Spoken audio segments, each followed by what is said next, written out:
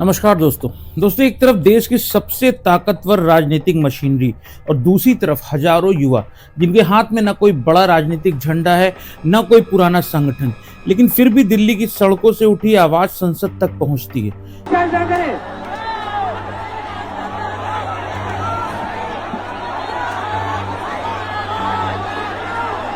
लाठी चला रहे, क्या कर रहे हो? क्या कर रहे हो? क्या कर रहे हो? क्या कर रहे हो? क्या कर रहे हो? और इसी बीच राहुल गांधी एक ऐसा सवाल अमित शाह से पूछते हैं कि अगर पुलिस कार्रवाई का आदेश आपने नहीं दिया तो फिर संसद में आकर जवाब क्यों नहीं देते? ना नरेंद्र मोदी जी में गट्स है, ना अमित शाह जी में गट्स है। Amit Shah does not have the courage, guts नहीं है उसमें कि वो पार्लियामेंट में आके हमारे सामने खड़ा हो जाए। 15 दिन उन्होंने ये दिखाया है। सिर्फ एक सवाल है और उसका हम पहले जवाब मांग रहे हैं, आपने गोली चलवाई या नहीं चलवाई? अगर आपने चलवाई, यू आर कल्पेबल। अगर आपने नहीं चलवाई और किसी और ने चलवा दी, you are incompetent. Either way you have to go. दोस्तों, सवाल सिर्फ राहुल गांधी बनाम अमित शाह का नहीं है, सवाल इससे भी कहीं कड़ा है। क्या इंडिया की जेनजी पहली बार भारतीय राजनीति के पुराने समीकरणों को बदल रही है? और क्या राहुल गांधी इस नई युवा राजनीति को बीजेपी के खिलाफ एक बड़ा पॉलिटिकल प्रेशर पॉइंट बनाने में कामयाब हो रहा है? दोस्तों, असली कहानी कहां से शुरू हुई? 2026 में भारत की राजनीति में एक नया शब्द तेजी से सुनाई देने लगा। वो शब्द था जेनजी। एक जनरेशन जो राजनीति को सिर्फ भाषणों से नहीं देखती, वो इंस्टाग्राम पर सवाल पूछती है, मीम्स बनाती है, वीडियो वायरल करती है और सबसे महत्वपूर्ण, वे नेताओं से अकाउंटेबिलिटी यानी कि जवाब मांगती है।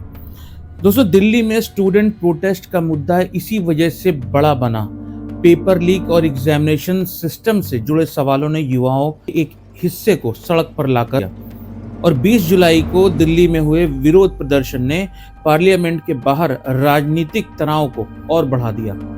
इसके बाद एजुकेशन मिनिस्टर धर्मेंद्र प्रधान के इस्तीफे की मांग ने आंदोलन को और पॉलिटिकल विजिबिलिटी दी। और दोस्तों, आखिरकार प्रधान जी के इस्तीफे के बाद भी कहानी खत्म नहीं हुई। क्यों? क्योंकि अब सवाल एजुकेशन मिनिस्ट्री से निकलकर होम मिनिस्ट्री तक पहुंच चुका था। फिर राहुल गांधी ने निशाना बदला। यही राहुल गांधी की स्ट्रेटजी इंटरेस्टिंग हो जाती है। उन्होंने सिर्फ ये नहीं कहा कि स्टूडेंट के साथ गलत हुआ, उन्होंने सवाल को सीधे उस मंत्रालय तक पहुंचाया जिसके पास इंटरनल सिक्योरिटी और दिल्ली पुलिस से जुड़ी केंद्रीय जिम्मेदारियां हैं। दोस्तों, राहुल गांधी ने अमित शाह जी को पत्र लिखकर स्टूडेंट प्रोटेस्टर्स पर पुलिस कार्रवाई को लेकर जवाबदेही की मांग की और फिर पार्लियामेंट में उनका हमला और सीधा हो गया। उनका आरोप था कि स्टूडेंट प्रोटेस्टर्स के खिलाफ पुलिस एक्शन के पीछे होम मिनिस्ट्री की अकाउंटेबिलिटी तय होनी चाहिए। दोस्तों, 29 जुलाई को लोकसभा में इस मुद्दे पर राहुल गांधी और ट्रेजरी बेंचेस के बीच तीखी बहस भी हुई। I am very happy today to see that the so-called Home Minister of this country does not have the courage to come and sit here. He does not have the courage to come and sit here. Sir, please. I saw the Home Minister, sir. Carcade.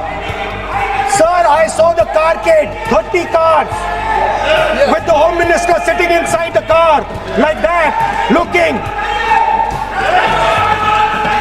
Shaking. What is this, sir? Speaker, sir. Why is the Home Minister not here today? The Home Minister is not here today because he's not here today because he is scared.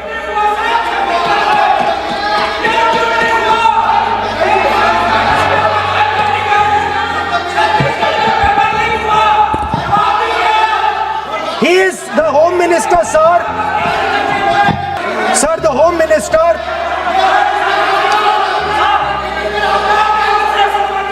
Sir, the Home Minister authorized the shooting of our students, sir. He put pellets into the blood of our students. He ordered the students of India to be shot. Speaker, sir. अब यहाँ एक बहुत महत्वपूर्ण बात समझिए, राजनीति में सवाल पूछना और किसी को दोषी साबित करना दो अलग अलग चीजें हैं। राहुल गांधी का राजनीतिक आर्गुमेंट था, अगर होम मिनिस्ट्री का इससे कोई संबंध नहीं है तो फिर सरकार को स्पष्ट जवाब देना चाहिए, और अगर जिम्मेदारी है तो जवाबदेही तय भी होनी चाहिए। दोस्तों, यही वो पॉइंट है जहां विपक्ष को एक पावरफुल पॉलिटिकल नैरेटिव मिल जाता है। दोस्तों, ये सवाल सबसे बड़ा होता जा रहा था कि अमित शाह संसद में क्यों नहीं आ रहे हैं, और फिर राहुल गांधी ने एक और सवाल उठा दिया। उन्होंने पूछा कि अगर अमित शाह देश के होम मिनिस्टर हैं और अगर स्टूडेंट के खिलाफ हुई कार्रवाई को लेकर सवाल उठ रहे हैं तो फिर वो पार्लियामेंट में आके इस मुद्दे पर जवाब क्यों नहीं दे रहे। दोस्तों, ये सवाल मीडिया और सोशल मीडिया दोनों में तेजी से चर्चा का विषय बन रहा है।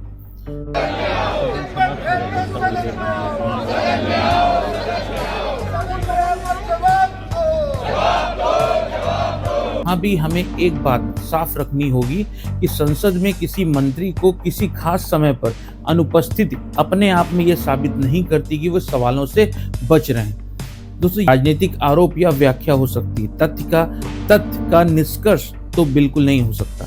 लेकिन राहुल गांधी ने इसी एब्सेंस को पॉलिटिकल प्रेशर में बदलने की कोशिश जरूर की, और यही विपक्ष की स्ट्रेटेजी का महत्वपूर्ण हिस्सा है जो ज्यादा काम भी कर गया। दोस्तों, बीजेपी के लिए मुश्किलें असल में कहाँ हैं? अगर हम देखें तो बीजेपी के सामने सबसे बड़ी चुनौती क्या है? सिर्फ राहुल गांधी नहीं है, असल चैलेंज है युवा मतदाता। क्योंकि जेन ज़ी का पॉलिटिकल बिहेवियर ट्रेडिशनल वोटर से अलग हो सकता है। उन्हें सिर्फ ये नहीं बताया जा सकता कि हमने इतना विकास किया, वो पूछ सकते हैं मेरी परीक्षा सुरक्षित क्यों नहीं हुई, पेपर लीक क्यों हुआ, जॉब कब मिलेगी, अगर प्रोटेस्ट करूं तो मेरे साथ क्या होगा, और सबसे बड़ा सवाल कि क्या सरकार मुझे सुन रही है। दोस्तों, यही कारण है कि दिल्ली का स्टूडेंट मूवमेंट सिर्फ एक एजुकेशन इशू नहीं रह गया, इसने यूथ फ्रस्ट्रेशन को पॉलिटिकल लैंग्वेज दे दी है। एक रिसेंट एनालिसिस ने भी इस आंदोलन को पारंपरिक राजनीतिक दलों से अलग एक स्पॉन्टेनियस यूथ मूवमेंट के रूप में देखा है। तो फिर आता है झारखंड। अब कहानी को दिल्ली से बाहर ले चलते हैं। झारखंड में भी यूथ और एजुकेशन से जुड़े मुद्दों ने राजनीतिक चर्चा को प्रभावित किया है। लेकिन यहाँ एक बड़ा सवाल है कि क्या दिल्ली जैसा जेन ज़ी पॉलिटिकल प्रेशर पूरे देश में फैल सकता है? दोस्तों, यही बीजेपी के लिए संभावित चैलेंज है।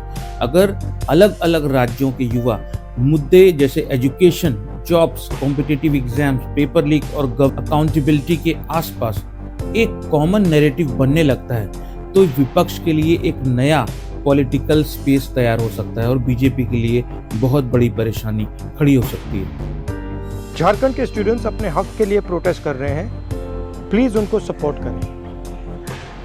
देखिए, स्टूडेंट प्रोटेस्ट जो देश में हो रही है एजुकेशन सिस्टम के खिलाफ हो रही है। मैंने साफ कहा है, देहरादून में कहा है, कोटा में कहा है और इलाहाबाद में जाकर कहने वाला हूं, हमारा एजुकेशन सिस्टम कोलैप्स्ड है, बहुत महंगा है और ऑप्रेसिव है। हर सरकार को स्टूडेंट्स की बात सुननी चाहिए और एजुकेशन सिस्टम को बदलने के लिए एक्शन लेना चाहिए, चाहे वो कांग्रेस की सरकार हो, नेशनल सरकार हो या झारखंड की सरकार। लेकिन दोस्तों, यहाँ राहुल गांधी की भूमिका को लेकर सावधानी जरूरी है। उन्हें इस पूरे जेन ज़ी मूवमेंट का अकेला नेता मानना सही नहीं होगा, क्योंकि ये मूवमेंट खुद को ट्रेडिशनल पार्टी पॉलिटिक्स से अलग भी रखता है। यानी कि राहुल गांधी के लिए भी चैलेंज है, क्या वे जेन ज़ी को लीड कर सकते हैं या सिर्फ उनकी आवाज पार्लियामेंट तक पहुंचा सकते हैं। दोस्तों, ये फर्क बहुत बड़ा है। दोस्तों, पिछले कुछ समय में राहुल गांधी की पॉलिटिक्स में एक बदलाव दिखाई देता है। पहले बीजेपी उन्हें एक ऐसे नेता के रूप में पोर्ट्रे करती थी जो पार्लियामेंट और पब्लिक पॉलिटिक्स में कमजोर है, और बीजेपी नेताओं ने कई बार उनकी पार्लियामेंट अटेंडेंस और पार्टिसिपेशन पर भी सवाल उठाए। लेकिन दोस्तों, अब राहुल गांधी लगातार ऐसे मुद्दे उठा रहे हैं जिनका सीधा संबंध यूथ वोटर्स से है, एजुकेशन से है, एग्जाम से है, जॉब से है, स्टूडेंट से है, डेमोक्रेसी से है और अकाउंटेबिलिटी से है। और पार्लियामेंट में सरकार से जवाब मांगना अब राहुल की स्ट्रेटेजी का मुख्य पार्ट है। दोस्तों, यानी स्ट्रेटेजी शायद ये है कि बीजेपी के सबसे बड़े वोटर ग्रुप में से एक युवाओं के बीच ऑपोजिशन की पॉलिटिकल क्रेडिबिलिटी बन जाए। लेकिन दोस्तों क्या ये स्ट्रेटजी सफल होगी, ये आने वाले वक्त में ही पता चलेगा। अभी कहना बहुत ही जल्दबाजी होगी। दोस्तों वापस आते हैं होम मिनिस्टर अमित शाह पर। राहुल गांधी का अटैक सिर्फ एक व्यक्ति पर हमला नहीं है, ये एक ब्रॉडर पॉलिटिकल क्वेश्चन बनाने की कोशिश है। पावर किसकी है, रिस्पॉन्सिबिलिटी किसकी है और अकाउंटेबिलिटी किसकी होगी या किसे लेना चाहिए। दोस्तों अगर दिल्ली पुलिस की कार्रवाई पर सवाल है तो होम मिनिस्ट्री जवाब दे। अगर एजुकेशन सिस्टम में कोई कमी है तो एजुकेशन मिनिस्टर जवाब दे। अगर हेल्थ मिनिस्ट्री में कोई कमी है, अगर हेल्थ का कोई इशू है तो हेल्थ मिनिस्टर जवाब दे। और दोस्तों अगर स्टूडेंट पार्लियामेंट के बाहर खड़े होकर सवाल पूछ रहे हैं तो पार्लियामेंट के अंदर उन सवालों का जवाब मिलना चाहिए। यही राहुल गांधी का पॉलिटिकल आर्गुमेंट है दोस्तों। लेकिन इस कहानी का सबसे इंटरेस्टिंग हिस्सा भी बाकी है, क्योंकि शायद असली कंपटीशन राहुल गांधी और बीजेपी के बीच नहीं है। असली कंपटीशन है पुरानी पॉलिटिक्स बनाम नई जनरेशन। एक ऐसी जनरेशन जो नेताओं से कहती है कि हमें स्लोगन्स नहीं चाहिए, हमें आंसर्स चाहिए, हमें प्रॉमिस नहीं चाहिए, हमें अकाउंटेबिलिटी चाहिए। और दोस्तों यही कारण है कि जेनजी का ये मूवमेंट बीजेपी के लिए एक वार्निंग सिग्नल हो सकता है। लेकिन दोस्तों ये कांग्रेस के लिए भी एक वार्निंग है, क्योंकि अगर युवा किसी पार्टी से खुश नहीं है तो इसका मतलब ये नहीं है कि वो ऑटोमेटिकली दूसरी पार्टी के साथ चले जाएंगे। दोस्तों जेनजी किसी एक नेता की प्रॉपर्टी नहीं है, ये जनरेशन का सवाल पूछती है। ये जनरेशन सवाल पूछती है बीजेपी से भी, कांग्रेस से भी और खुद ओपोजिशन से भी। इसलिए राहुल गांधी की असली परीक्षा अमित शाह को घेरने में नहीं है। असली परीक्षा ये है कि क्या वे युवा असंतोष को पॉलिटिकल अटैक में बदलेंगे या इससे एक क्रेडिबल अल्टरनेटिव पॉलिटिकल एजेंडे में बदल पाएंगे। क्योंकि अगर दूसरा ऑप्शन सफल हुआ तो 2026 की ये स्टूडेंट पॉलिटिक्स आने वाले चुनाव में सिर्फ एक प्रोटेस्ट की कहानी नहीं रहेगी, ये भारतीय राजनीति के बदलते वोटर्स की कहानी बन सकती है। और शायद यही वो चीज़ है जिससे आने वाले समय में हर पॉलिटिकल पार्टी को डरना चाहिए, क्योंकि जेनजी किसी पार्टी का इंतजार नहीं कर रही। जेनजी खुद अपने को लीड कर रही है और अकाउंटेबिलिटी मांग रही है हर पार्टी के नेताओं से। दोस्तों ये जवाब का इंतजार कर रही है कि कौन सी पार्टी ऐसी है जो अकाउंटेबिलिटी देने में सबसे आगे होगी। और दोस्तों जेनजी आगे पॉलिटिकल फ्यूचर को किस तरह से, पॉलिटिकल नैरेटिव को किस तरह चेंज करेगी, ये तो आने वाला वक्त ही बताएगा। लेकिन हाँ इतना ज़रूर है कि अब पॉलिटिक्स जेनजी पर बेस्ड होने वाली है। तो दोस्तों ये था आज का वीडियो। आशा करता हूँ वीडियो आपको पसंद आया होगा। पसंद आया तो लाइक कर लीजिएगा, चैनल को सब्सक्राइब कर लीजिएगा। मिलते हैं नए वीडियो में, तब तक अपना ध्यान रखिए। नमस्कार।